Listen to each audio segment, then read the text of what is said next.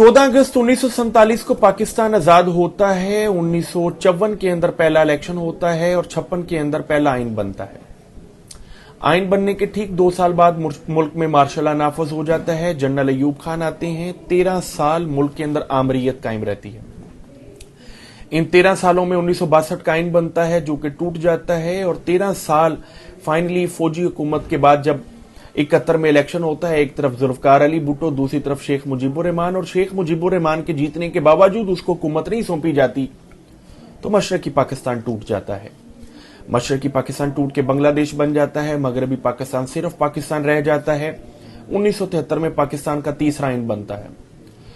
तीसरा आइन बनने के ठीक 4 साल बाद 1977 के अंदर मुल्क के अंदर दोबारा मार्शल लॉ नाफज होता है। जुल्फकार अली भुट्टो को फांसी चढ़ा दी जाती है। जियाउल हक साहब 11 साल मुल्क के अंदर आमरीयत कायम करते हैं और 1988 में उनके हलाक होने के बाद दोबारा इलेक्शन होते हैं। कभी पाकिस्तान पीपल पार्टी, कभी आईजीआई, कभी पीएमएलएन की हुकूमत आती है, यहां तक कि 1999 में दोबारा मार्शल लॉ लगता है और 2008 तक परवेज मुशर्रफ साहब मुल्क के अंदर एक किस्म की आमरीयत कायम रखते हैं। पाकिस्तान के बने 78 सालों में से 33 साल सिर्फ और सिर्फ फौजी हुकूमत रही और बाकी 45 सालों में भी फौजी जर्नैलों का हुकूमत गिराने में या हुकूमत बनाने में बहुत अहम किरदार रहा है।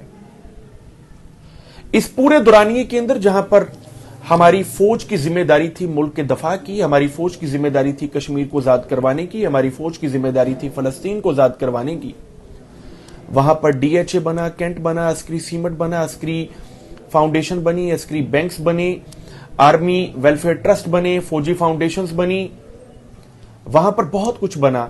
लेकिन पिछले 78 सालों से कश्मीर भी आजाद ना हुआ, फलस्तीन का मसला भी हल ना हुआ और आज तक कभी हमने गजवा हिंद को भी ना देखा।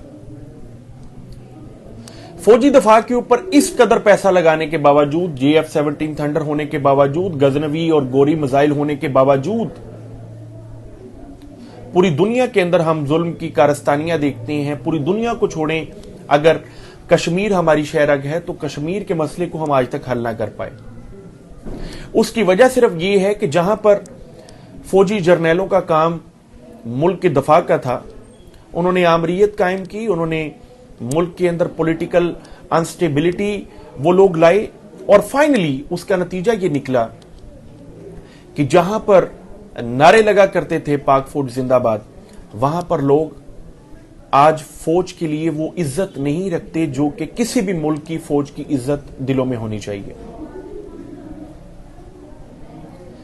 अगर मैं आम फौजियों की बात करूं तो जो रिक्रूट्स हैं, जो नाइक, लांस नाइक, हवालदार मेजर, सूबेदार हवालदार मेजर, ये जो नॉन कमीशन रैंक ऑफिसर्स हैं, इनकी तनख्वाहें 20-22 हजार से शुरू होती हैं और 40-50-60 हजार के ऊपर खत्म हो जाती हैं। इनके खाने पीने का सिस्टम तबाह हो चुका है। नॉन कमीशनड ऑफिसर्स पसमर्दगी की जिंदगी गुजारते हैं, ना उनके पास फाइनेंशियली वो स्टेबल हो पाते हैं, कभी ना अपने घर को प्रॉपर्ली सपोर्ट कर पाते हैं। यही वजह है कि नॉन कमीशनड ऑफिसर आर्मी से जब रिटायर होते हैं तो किसी बैंक के अंदर सिक्योरिटी गार्ड लग जाते हैं या किसी कंपनी के सिक्योरिटी गार्ड लग जाते हैं। इतना बड़ा दफाई बजट लगाने के बावजूद हमारे जो नॉन कमीशनड ऑफिसर्स हैं, हम उनको ना अच्छा पे कर पाते हैं, ना हम उनको अच्छा फाइनेंशियली स्टेबल कर पाते हैं, ना हम उनको रिटायरमेंट के ऊपर इतनी कोई आमदन दे पाते हैं कि वो कहीं बैंक की मुलाजमत ना करें, अपनी इज्जत नफ्स से मजरू ना करें, वो पाक फौज के जवान रहे हैं।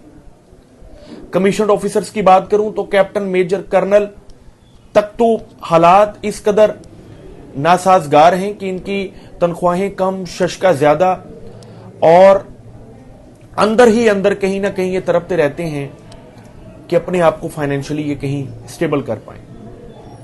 अगर फौज के शशके की बात करूं तो ब्रिगेडियर, लेफ्टिनेंट जनरल या कहीं ना कहीं मेजर जनरल, ये वो रैंक्स हैं जहां पर जाकर एक जबरदस्त पावर भी इनके पास होती है, इनके रिलेशंस भी जबरदस्त होते हैं, ये जमीनें भी लेते हैं, जमीनों के ऊपर कब्जे भी करते हैं और फिर जब फौज से रिटायर होते हैं तो मुल्क को छोड़ के बाहर चले जाते हैं। हमारी फौज का एक बहुत बड़ा हिस्सा जो कि 12 लाख पर मबनी है, जिनमें से 8 लाख के करीब अभी मौजूदा फौज जो वर्किंग कर रही है, वो इसलिए जलीलो रुस्वा होती है कि चंद फौजी जर्नैलों की वजह से वो सब बदनाम होते हैं। मुल्क इसलिए तरक्की ना कर पाया कि कभी भी पॉलिटिकल स्टेबिलिटी नहीं हुई, कभी भी हमारी अपनी फॉरेन पॉलिसी नहीं हुई। हम इंडिया के साथ जंग करते रहे कश्मीर के नाम पर, हम यूएसए के साथ मिलकर जंग करते रहे अफगानिस्तान के साथ, हम ईरान के साथ आज तक अपने मुआहदे ठीक ना कर पाए सिर्फ सऊदी अरब के प्रेशर के अंदर। और इन तमाम मामलात के अंदर फॉरेन पॉलिसी का बहुत अहम किरदार था, लेकिन फॉरेन पॉलिसी कभी भी पॉलिटिकल अनस्टेबिलिटी की वजह से ठीक ही ना हो पाई। इस वीडियो पैगाम का मकसद सिर्फ फौजी जर्नैलों को पैगाम देना है कि बराए मेहरबानी आपके सामने पूरी अवाम हाथ जोड़ती है।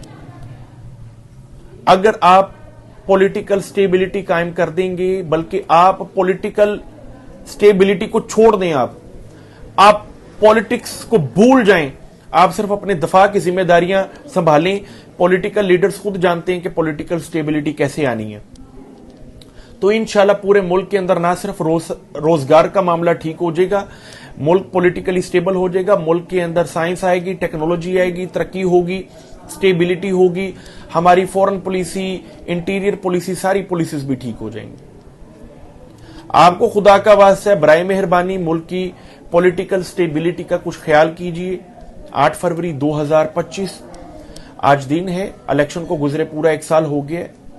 आज की वीडियो पिछले इलेक्शन को मद्देनजर रख के बनाई गई है, और ना सिर्फ पिछले इलेक्शन को मद्देनजर रख के बनाई गई है, बल्कि उससे पिछले इलेक्शन में भी रिगिंग हुई जब इमरान खान साहब हुकूमत में आए, उसको भी मद्देनजर रख के बनाई गई है। और पिछले जितने भी इलेक्शन हुए हैं उन सब में पॉलिटिकल अनस्टेबिलिटी लाना, प्री पोल रिगिंग करना, पोस्ट पोल रिगिंग करना, इलेक्शन डे रिगिंग करना, ये तीनों कामों का होना और इन तीनों कामों का रुकना बहुत जरूरी है। जज़ाकुमुल्लाह खैरन कसीरा। अल्लाह हाफिज।